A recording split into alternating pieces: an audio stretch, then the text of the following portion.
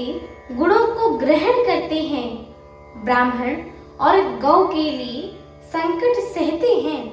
नीति निपुणता में जिनकी जगत में मर्यादा है, उनका सुंदर मन आपका ही घर है। जो गुणों को आपका और दोषों को अपना समझता है, जिसे सब प्रकार के आपका ही भरोसा है और राम भक्त जिसे प्यारे लगते हैं, उसके हृदय में आप सीता जी सहित निवास कीजिए।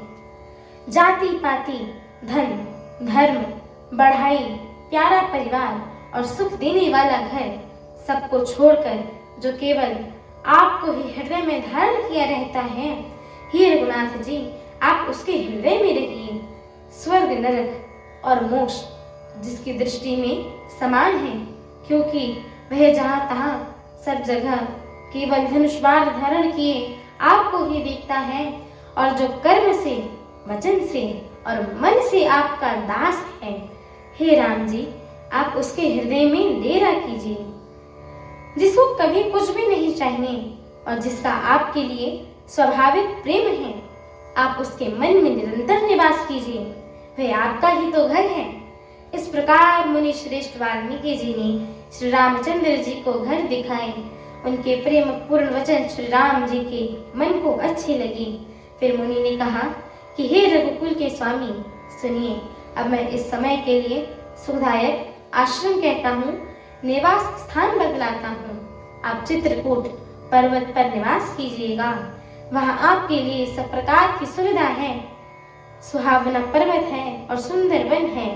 वहाँ हाथी, सिंह, हिरण और पक्षियों का विहार स्थल है।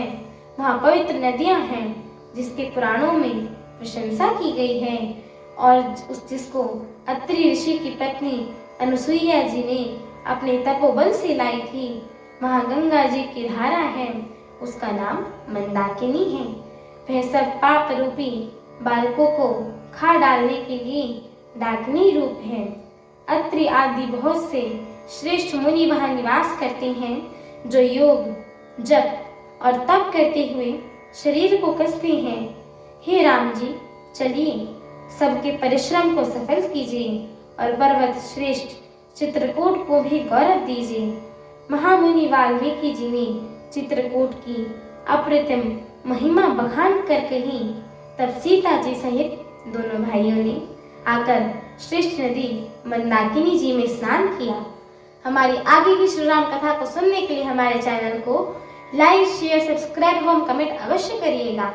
एवं आप सभी हरि भक्तों से हम दोनों बहनों का एक छोटा सा निवेदन है कि कृपया आप सभी हमारे श्री रामचरितमानस जी के इस मंगलमयी पाठ को पूरा अवश्य सुना करिए, क्योंकि स्वयं परम पूज्यपाद श्रीमद् गोस्वामी तुलसीदास जी महाराज ने कहा है कि जो भी नर नारी, मनुष्य, जीव जंतु एवं पशु पक्षी प्रभु श्री रामचरितमानस जी के इस मंगलमयी पाठ को सुनते हैं, गाते हैं, कहते हैं एवं श्रवण करते हैं, उनके जन्म जन्मांतर के सारे पाप नष्ट हो जाते हैं।